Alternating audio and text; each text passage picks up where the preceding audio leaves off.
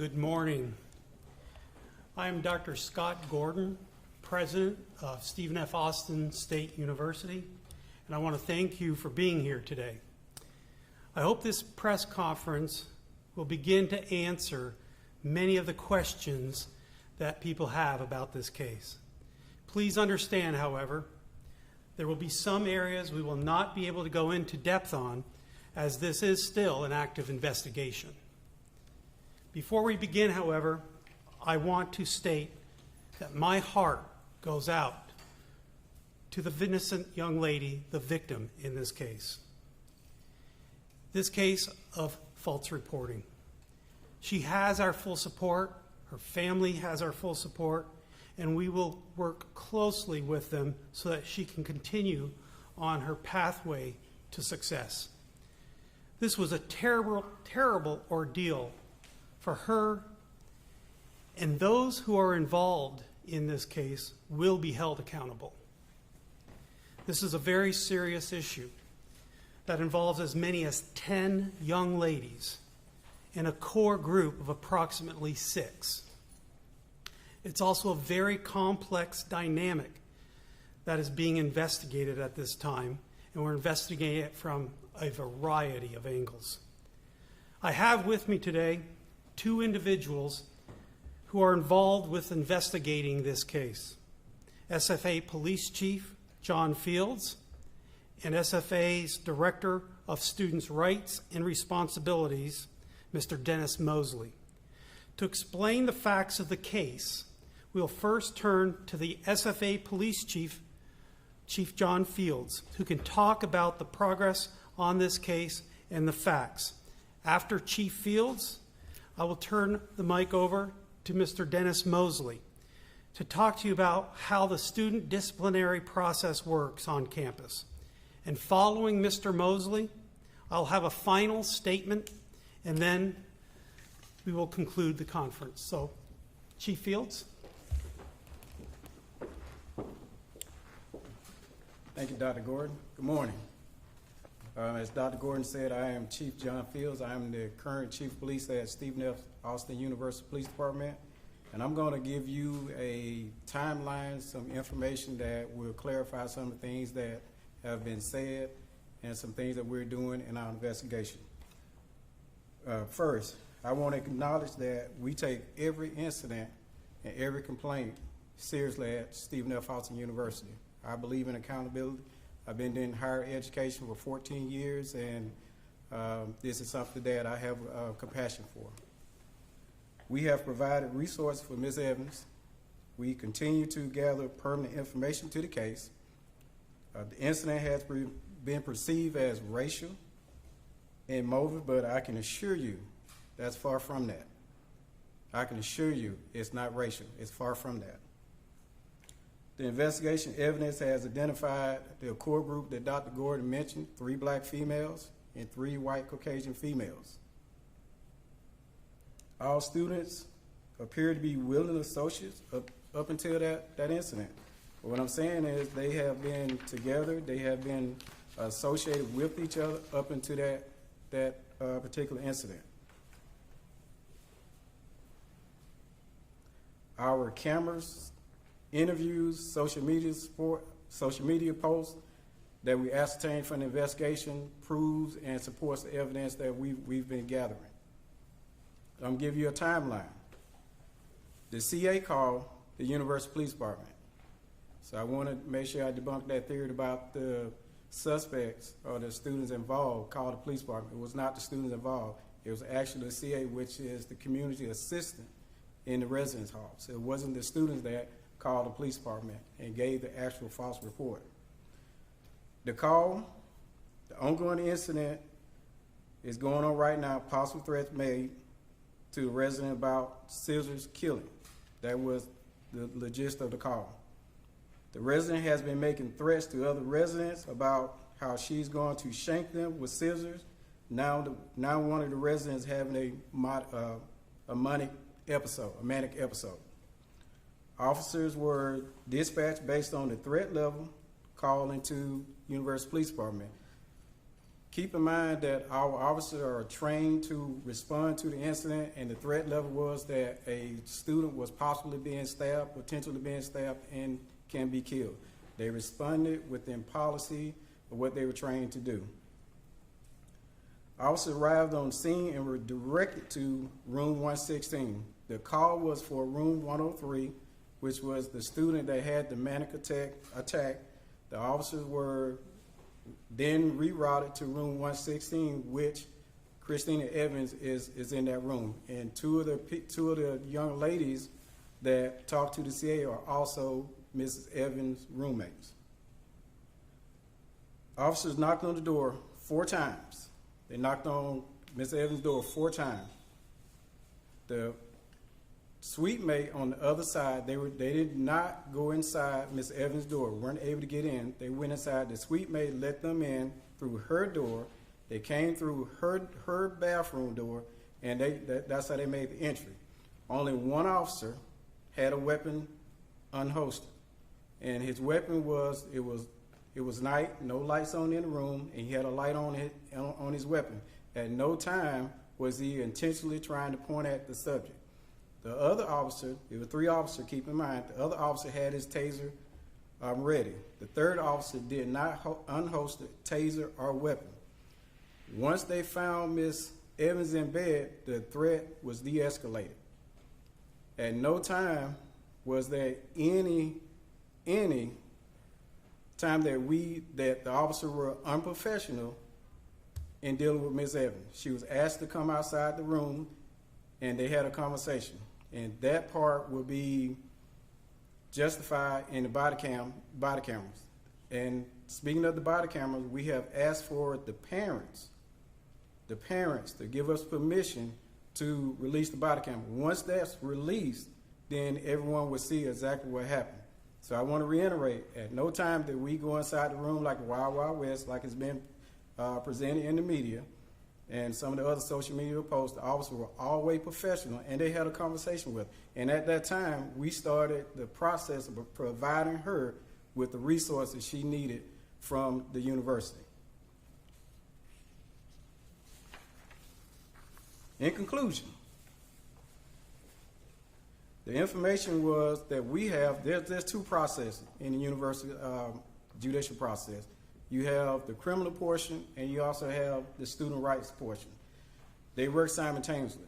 Mr. Dennis Moses, our student rights director, that information has been passed on to him, and he will proceed through process, because you got to think about it. You have to give people that are accused due justice. They got to have due justice, and we're doing the case. Same thing with us. We're continuing the cases ongoing.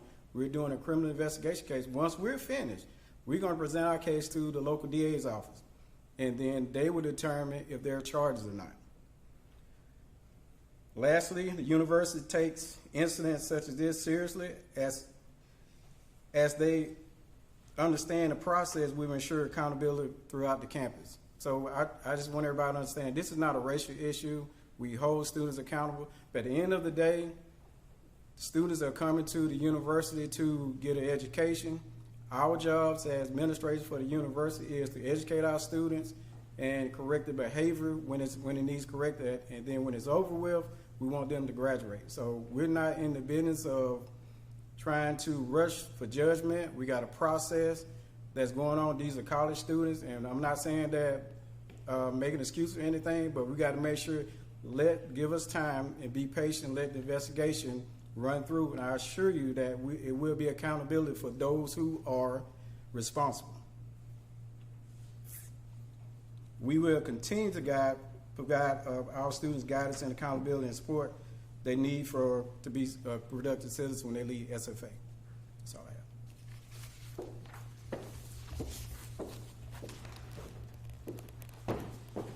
Thank you, Chief Fields. I'd like to now turn the microphone over to Mr. Dennis Mosley, our Director of Student Rights and Responsibilities.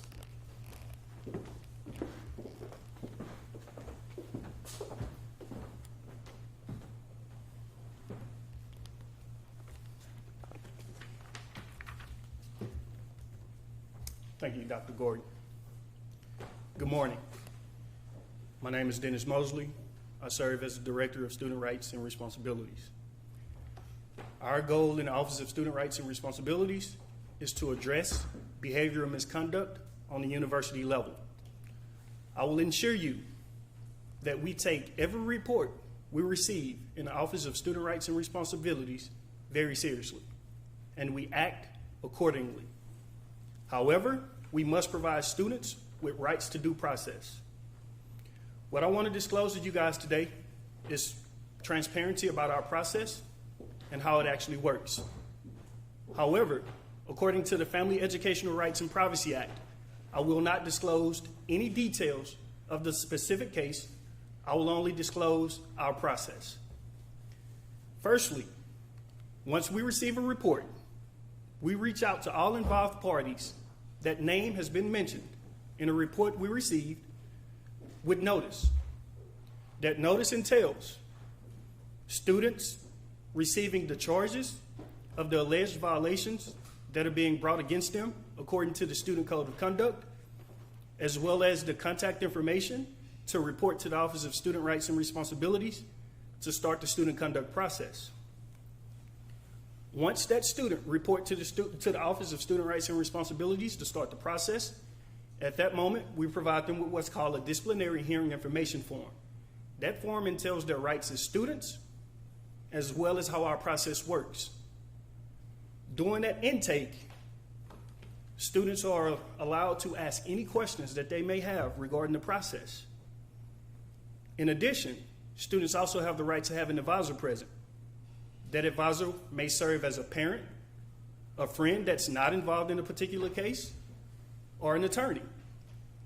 If an attorney is going to be present, student must provide us with that notice so that we may reach out to general counsel and have general counsel present during the time of the administrative hearing.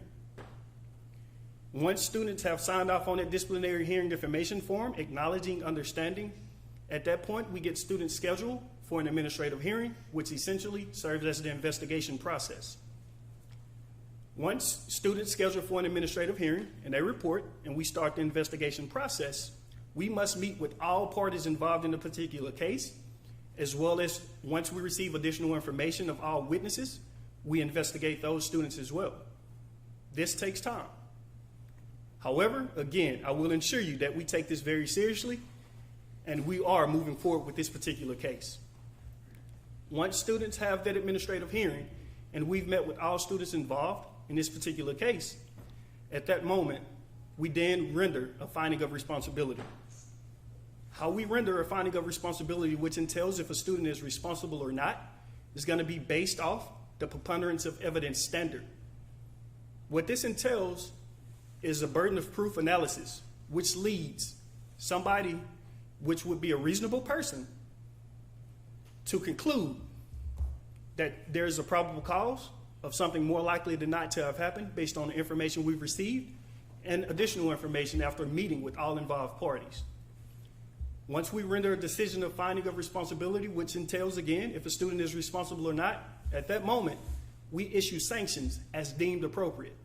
Those sanctions range from warning, conduct probation, disciplinary probation, suspension, or expulsion from the institution. Once that finding of responsibility and sanction is deemed appropriate, is provided to the student, that concludes the Office of Student Rights and Responsibilities process. However, the student have the right to appeal that decision, in which that decision, the appellate shall serve as the dean of students, and the university is going to uphold that decision.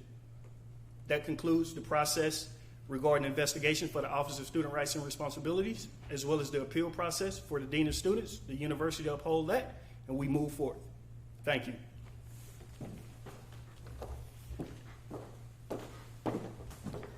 Thank you, Dennis. I want to again express my outrage that the victim in this case was put into such a horrible position. She and her family, again, have our full support. I trust that our university police, with Chief Fields, and our Student Right and Responsibilities Office, with Mr. Mosley, will conduct a thorough and complete investigation, and I really look forward to their results. Over the last 2 days, I've received briefings on the details and facts of this case involving this false reporting incident that occurred on September 14th. As a result of these briefings, I've become very concerned about some process irregularities in this case. Specifically, the amount of time it took for this case to be turned over to Dennis and the Office of Student Rights and Responsibilities, and the fact that I learned of this case from the victim's mother many days after the incident. As a result of these concerns, I will be engaging an outside independent investigator to conduct a division-wide review of the university affairs, policies, procedures, practices, and reporting structures. This review will include SFA's operating policies and procedures in regards to housing, student affairs, and student conduct. Upon completion of this report, I will look at all findings and recommendations and make decisions on how we move forward to prevent such delays and irregularities from occurring in the future. The delay in reporting in this case to the Office of Student Rights and Responsibilities, and the fact that I had to learn of this case from the mother of the victim several days after the event, is unacceptable and will be addressed. This concludes the conference. I have a question for Chief Fields.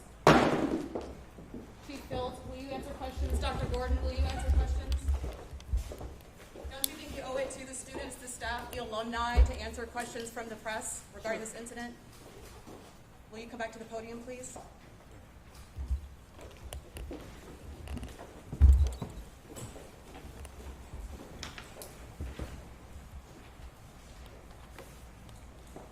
Chief Fields, it was a bit unclear. Could you walk us through exactly what happened when your officers arrived at the dorm? What did they encounter when they walked into that room? When they walked into the room, when they arrived at the dorm, they were dispatched to room 103. When they got to room 103, they were redirected to room 116. So that was the second. And who told them to go to room 116? The CA and, from my understanding, the CA and the people that were in the hallway, Who were the people in the hallway? Her roommates? her roommates. Okay. The 3 white roommates, is that correct? No, two white roommates Okay. and one African American female, Not a roommate. not a roommate. Okay. And Cheermate. what did they tell you had happened? What did they tell What me? was I going told the on? investigator. What did they tell the investigators? Yes. They told the investigator that what I said earlier, that there was a possible scissors threatened incident, that one of the students possibly is going to be killed. So That's- when you got there to the room, did your officers see anyone who was injured or harmed? When they got to the room, no, the room was dark. And when they found out, When they got to the 2 roommates, the 3 people in total, were any of them harmed or injured? no.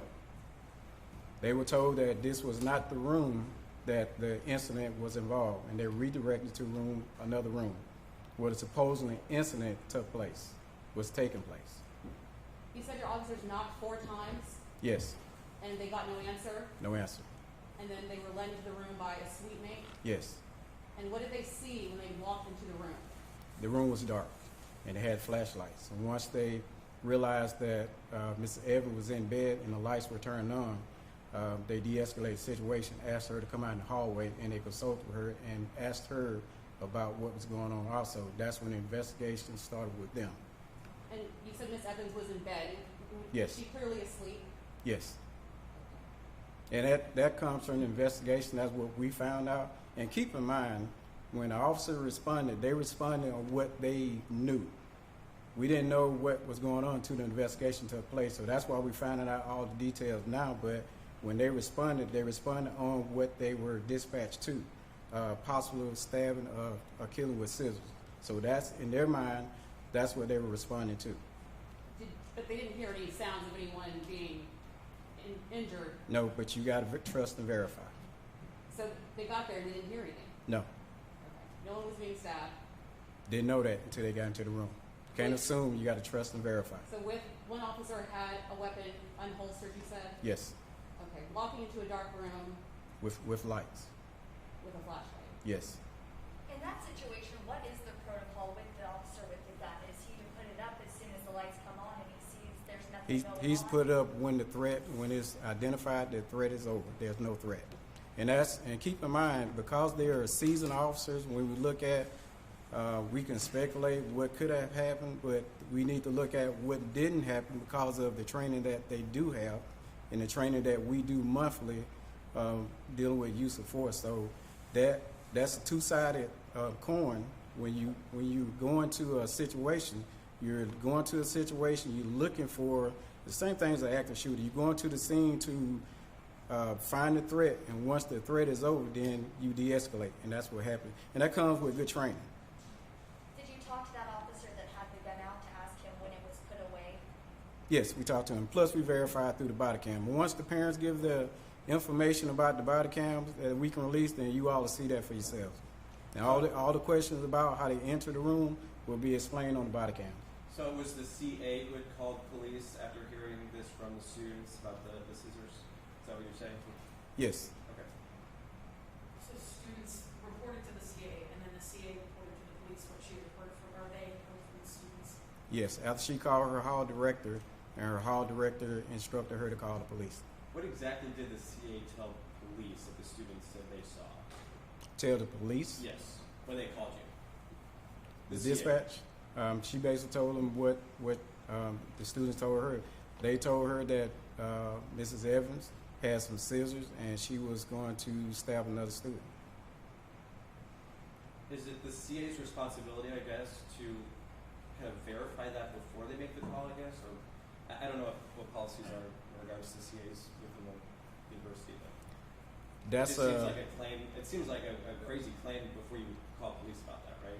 That's something that we're looking into, and like Dr. Gordon said, looking at policies and making sure that they're updated and making sure that training. And the thing about it is you have to have training, and whenever you have a situation like this, you always go back and do an after-action plan, and you look at what was done right and what needs to be improved, and that's one of the things that we are looking into. Are the 6 other girls also on the cheer team? Only one. Okay. Chief, in your video statement you released on Monday, you made a point to say a racially diverse group. Yes. And again, just this morning, you're saying racially diverse and that it was not racially motivated. So 2 questions. What is the breakdown of the number of girls racially? And if you're saying it wasn't racially motivated, what was the motivation? That's what we're trying to find out. But if you look at the breakdown, and here's some other stuff that you don't know, there's a lot of interaction in those couple rooms. We have probably more. We have some African American men. We have a lot of black Well, females. let's talk about the people who you say were involved in setting up this incident. You said it was 10. Is that the number you're going with right now? 11. You 11, have all women? four black females, Okay. 1 Hispanic, and the rest Caucasian. All of these young ladies have been associated in those past couple of days by the video footage that we seen on the camera. They were associated up until that incident. Even that day, they were having interaction. So with the interaction, the evidence doesn't lead to any racism. It's more students doing stuff they shouldn't be doing, and it's just not a factor. It's just not Because there were there. other students of color but the majority of the students involved were white. You're saying that doesn't make it a racially motivated incident? It's not a racially motivated incident because some black females were involved. That's what I'm trying to tell you. So it's not a race issue. We can sit here and we can debate it. We can look at the things, but the bottom line, the evidence supports that it wasn't a racial issue. You mentioned something about a manic episode. Yes, Did you find anyone having a manic episode? we did, but I can't give out that information. Was it the student at the center in this case who you say is innocent? We need to conclude this. We're getting the details of the investigation. Okay, and that's all I can raise give. this detail, so I think he needs to clarify it, I especially think we for need the to complete the parents. information. Here's a printed copy of the statement that Dr. Gordon gave. We appreciate you being here very much.